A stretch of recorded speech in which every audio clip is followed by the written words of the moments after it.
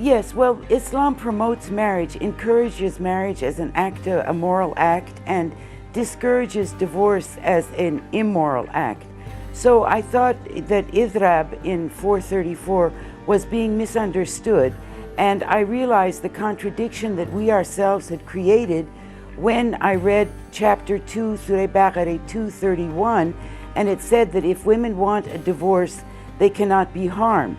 So the logical conclusion of that is, if Muslim women want to divorce, they cannot be harmed, but if they want to stay married, it's under the threat of being beaten. So this is clearly a contradiction that is not in the Arabic of the Quran. I want to say that I do believe in the Arabic of the Quran, that it is the eternal word of God, and I live my life by it.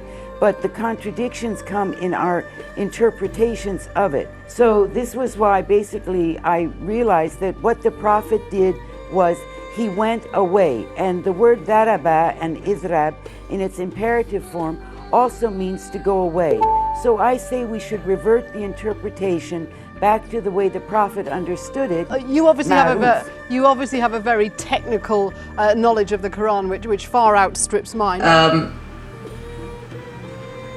Where did we come up with this problematic translation where I have mentioned it before in my talks, I think with you, Leena, or with Sitara, that it seems comical, the kind of mental gymnastics that scholars have to do in order to adhere to the translation of beating. They will then say, oh, but it's light beating, or beating not the face and something that doesn't leave the mark. Sometimes they even say miswak, like a toothbrush, or, just kind of doing that, which, you're talking about the book of wisdom, and it is progressing and it is going on a trajectory. And here is a woman who is doing nushuz, and first you're going to admonish her, so you're going to advise her, and then you're going to talk to her, then you're going to separate from her bed, and then you're going to do what? Hit her with a toothbrush? Because that's going to resolve the issue? That's just comical.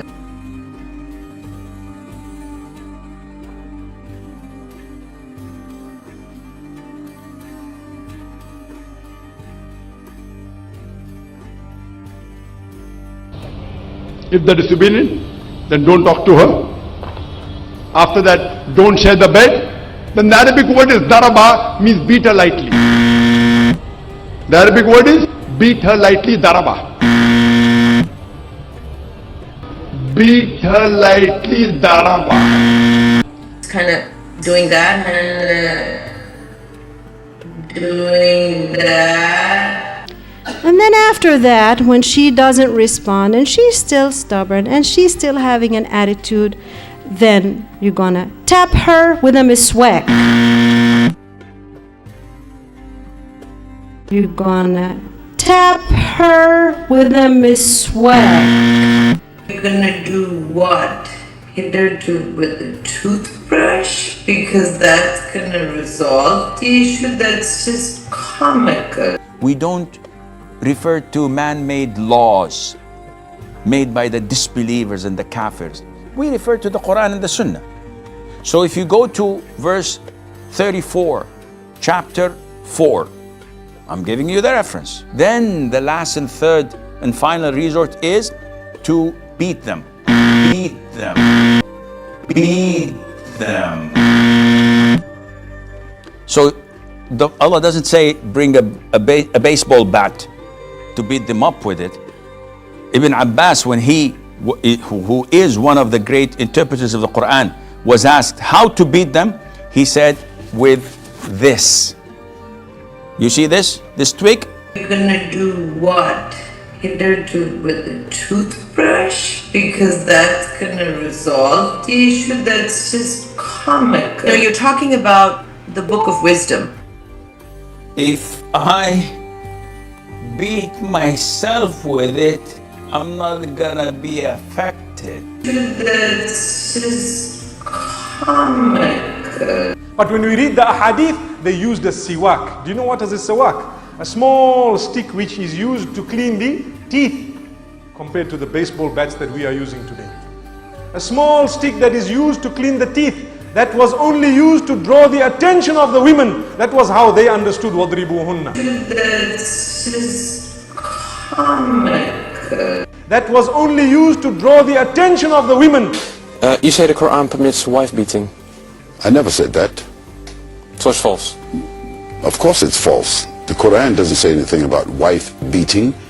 Out the 6,626 verses of the Quran that I've read repeatedly, out the 6,626 verses of the Quran that I've read repeatedly, I don't see anything there about wife beating.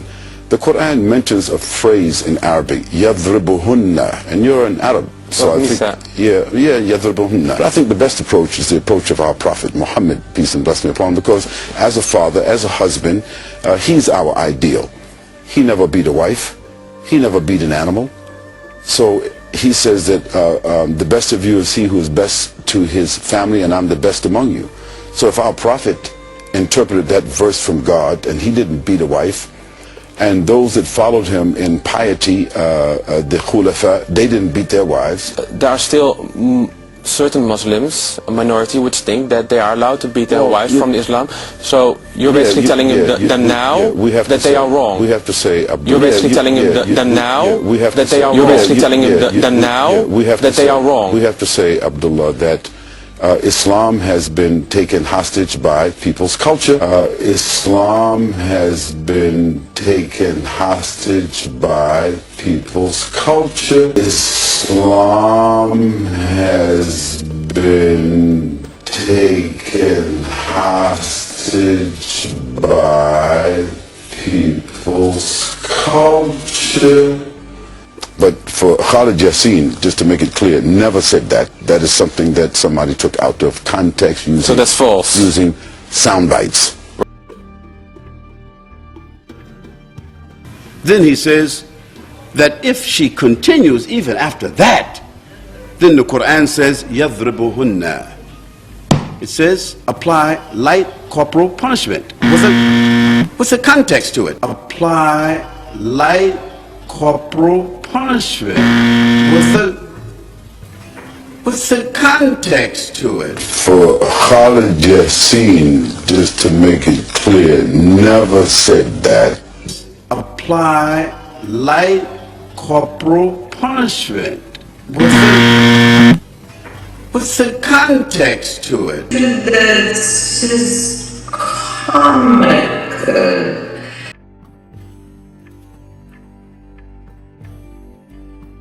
You know, you're talking about the book of wisdom. You're talking about the book of wisdom.